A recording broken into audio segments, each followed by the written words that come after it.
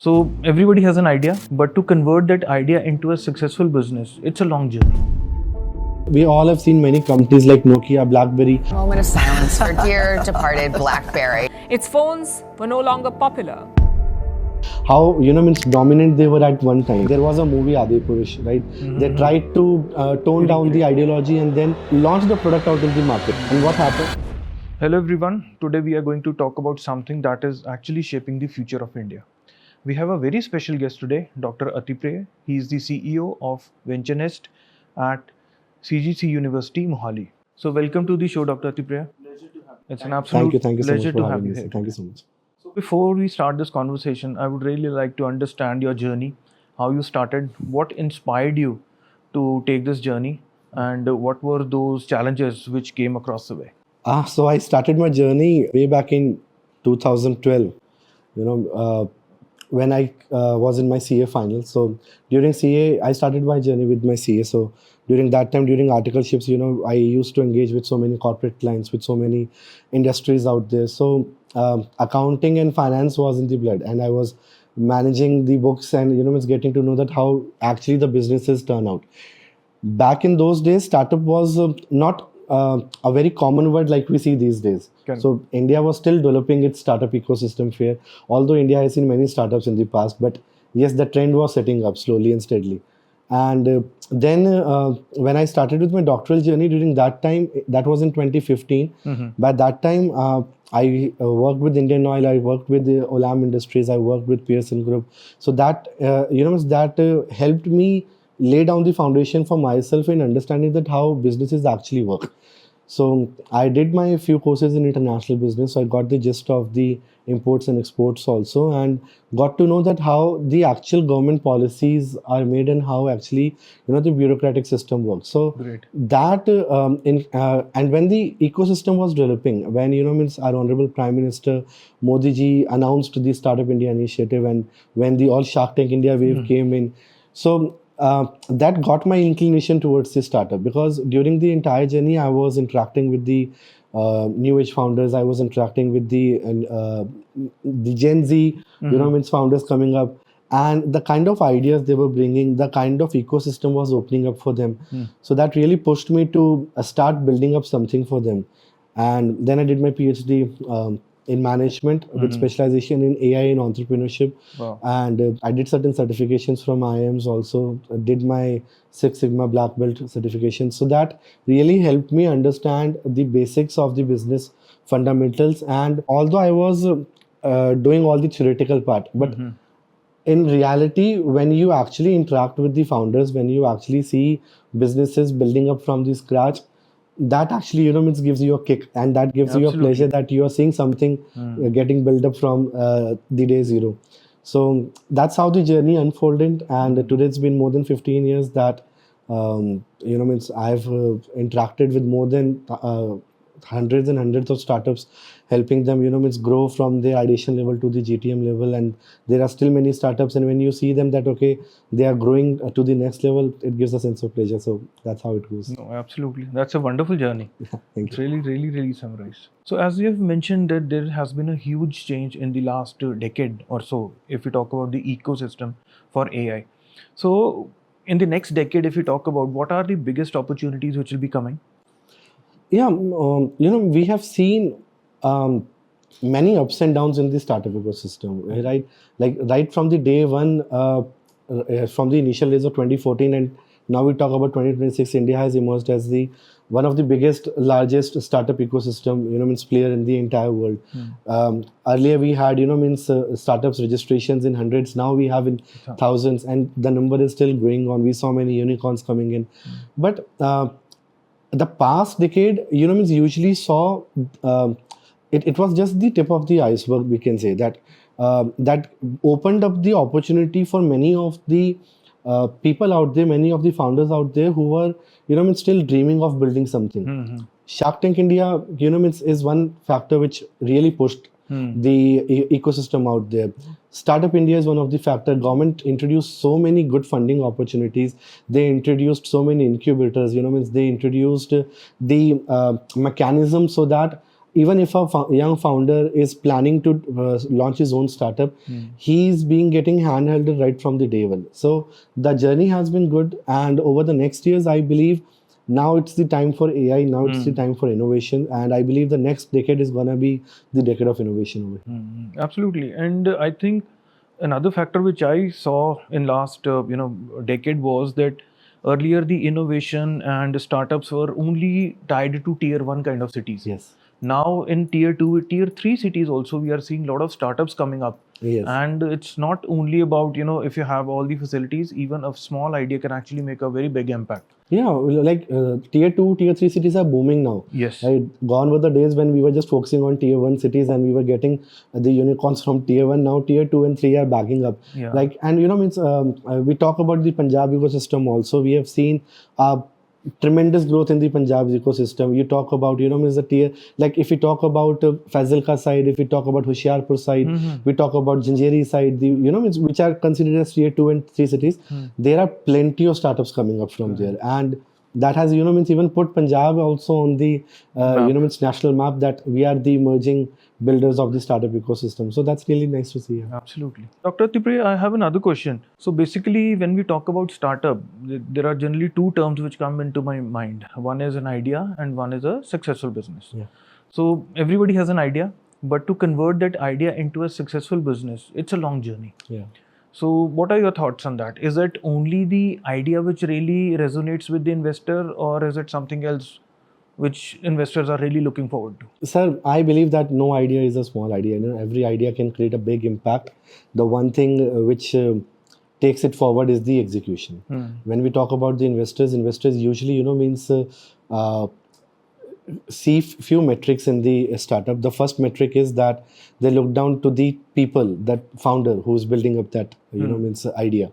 The second is they look at the market opportunity, that whether this idea is actually, required in the market or not. The third one is the, business fundamentals, the business model and everything. And the fourth one is the execution, the resilience of the, founder. So I believe that if you have an idea, whether it's a small idea, whether it's a big idea, because the journey is going to decide, how that idea is getting unfolded. But the main thing is that if you are resilient, if you are committed towards that idea, and if you are really executing that idea in the right direction, I think your journey can escalate. But the problem here is many people, many founders, they are too much attached to their ideas only. They feel that I've got an idea and I'm going to turn the world around. So the underlying line over here is that they need to understand the concept of market validity. If you're not getting your idea validated in the market, if the consumers do not really require that idea, if you're not getting, adapted to the technology which is brewing around you, so you're going to be the next failure. We all have seen many companies like Nokia, BlackBerry, how, dominant they were at one time. Correct. And how, dominant they were selling their ideas. But as soon as the market involved, they were not able to cope up with the technologies because of the conflict in the ideology. And ultimately today, the other players, they have taken over them. And we cannot see any, mobiles of Nokia or BlackBerry anywhere. So the thing is that idea is good, but how well you're executing and how well you're adapting to the market, that actually defines your success story. And I think to add to that, I think adaptability is something which is very, very important. If you're not adapting as per the industry trends or industry needs, you will perish. Yeah, and for adaptability, you need to be open to criticism. Absolutely. Because you are always saying that, okay, I am the only one who knows each and everything, then you are going to be a big failure. You need to understand the critics, you need to understand your audience. We can take the example of without hurting any religious sentiments, like there was a movie Adi-Purush, right? They tried to tone down the ideology, and then they launched the product out in the market. But the critics were not happy. The critics were telling them that do not, play with the mythology, do not alter the things, but they did not listen. And what happened? The film tanked at the box office. Adaptability is a must. Like if you're not listening to the market out there, if you're not listening to your consumers for whom you're actually building the product, you're not going to be a success story. And yes, I think there has been multiple instances, as you mentioned about Nokia, BlackBerry, there has been multiple instances where a very established brand could not survive because they were not ready to change. Yeah. And it is not only with the startups. I think it goes with the enterprise as well. Yes. So if you can change with the market, you will survive. If you are not changing, things can become tough. Yes, yes. And for that, means you need to have a good team also that, means helps you in bringing that change. Otherwise, if you're not having a good team member who's, means as visionary as the founder or as visionary as the management, that change is not going to happen. So, Dr. 𝗕𝗲𝗏, we generally hear that there is no perfect recipe for success. There are a lot of ingredients which actually go. But if you, with your experience, if you have to give a checklist for somebody to, start a startup, what will be those pointers which will ensure that they don't land on the other side of the pyramid? Okay. Lovely questions. The first thing which I'll say is that you understand the market need. That you need to understand that what is missing out in the market and what is missing out there that means you are bringing the solution for. So first understand that what market actually requires.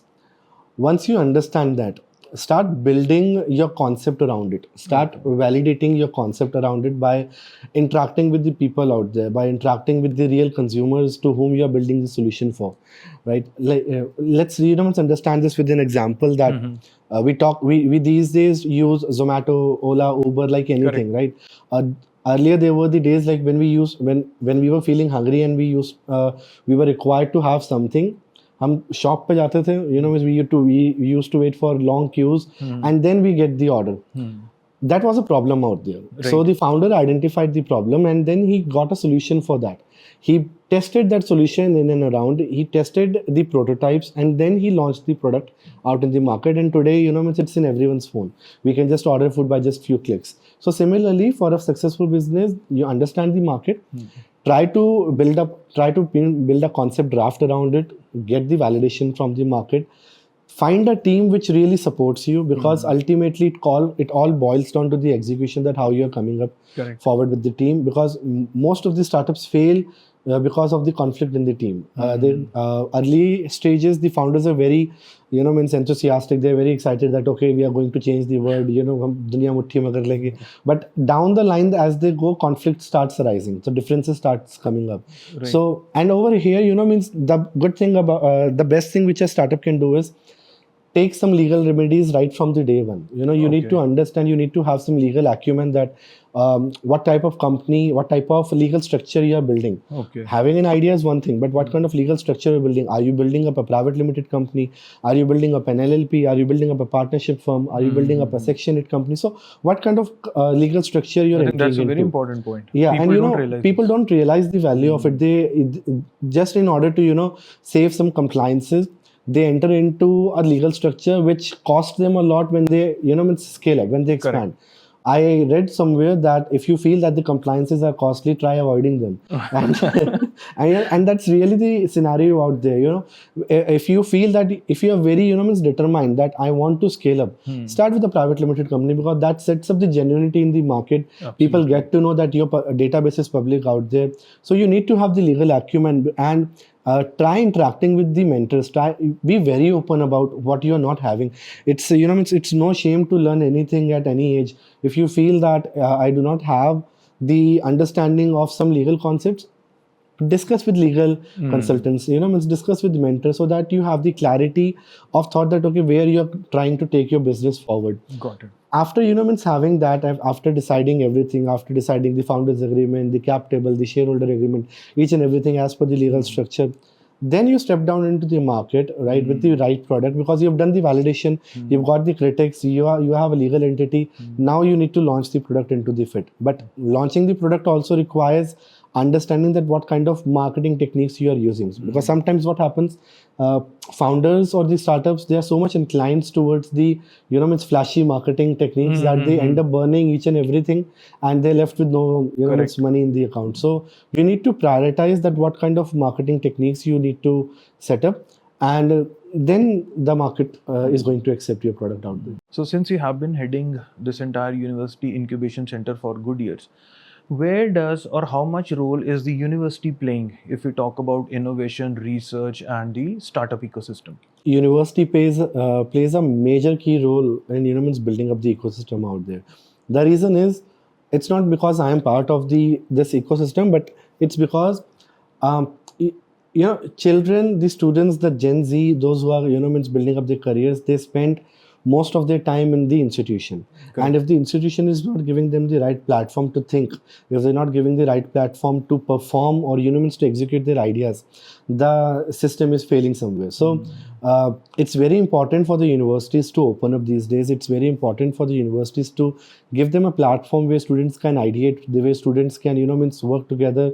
They can expand their thinking horizon. They can understand the basics of means building up a venture right from the scratch, because that's really going to help them when they step down to the real world out there. And we all know that the real world out there is completely cutthroat, cut anything out there, because it's completely bloodshed out there. People are very swiftly moving towards innovation. They are swiftly adapting to the ecosystem, and the new generation which is coming, they are also very much adaptable. They know how much importance the tools are means going to be for their journey to scale up. So universities play an important role, and with this means notion, many universities are coming up with incubators. Many universities are coming up with entrepreneurship cells. CGC University is also coming, means has established its own incubation center, Venture Nest. We have our own means entrepreneurship cell out there. We have our own idea lab over here. So whatever means startup, whatever idea the student is coming up with, if the university is not providing them the proper resources or the access to accelerate that idea, then it's going to be not failure. No, I think recently in last couple of years, this trend of having hackathons, incubation, the kind of conferences we are seeing, the kind of seminars which are happening, getting industry specialists to the colleges, bringing academia and industry together. Yes. That I think universities are taking a lot of steps to make sure that the students are already ready for the market. Yes. If I talk about our times, at least you have to complete your graduation, and that was the time you actually see the industry. Yeah. But now in the final year, we have seen students from third year, fourth year, who have been successfully running the their own startups. Yes. And rather than looking for a job, they're actually becoming a job provider. Yeah, earlier we used to actually discuss on these things, that how do we bridge the gap between industry and academia, how means can we bring industry and academia close. But these days, these things are really happening out there, because industry has also realized, and the academia has also realized, that in order to really sustain out there, we need to now narrow down the gap as soon as possible, because otherwise the students are not going to understand that what industry actually needs. That's why industries are opening up with many capstone projects. Students are building up the prototypes. Students are means filing patents for them. So it's really nice to see that how things are moving forward. And I think that starts right from the university level itself. Yes. Yeah. Great. Absolutely great. So now coming to my next question, how do you see India's AI future in next couple of years? India's AI future is very bright. Means we are all directing towards 𝗕𝗏𝗃 Bharat 2047 as per the vision of our honorable PM. And means doesn't matter like if we are a bit late in this race, but still we are catching up like anything. We see many AI startups building up their ventures right from the scratch, and now they're touching skies out there. They're getting fundings also. And yes, they're bringing something back to the society. So building AI is one thing, but exactly how you are contributing to the society is another thing. So AI to the world may be just an instrument, but I believe for India, it's ultimately bringing something back for the country, for the society, for the people who are actually using it out there. And I believe that with the right kind of mentorship, with the right kind of guidance, with the right kind of tools, with the right kind of government policies, we have recently seen the digital policy rolling out. So with that, the government is also aligned, and they also understand the importance of means entering into this race and going forward to it. So Now, means there's a famous term, mango is developing. Yeah. So, means India is also going to be a part of that, and very soon we are going to see many success stories out there. So thank you so much, Dr. 𝗕𝗲𝗏, for this great conversation, and I'm sure the viewers will get the maximum out of this. Thank you so much, sir, for having me. It was a lovely interaction, and I wish all the best to your entire team for this. Thank you so much. Thank you once again. And to everyone watching, hope you had enjoyed the conversation. Thank you so much.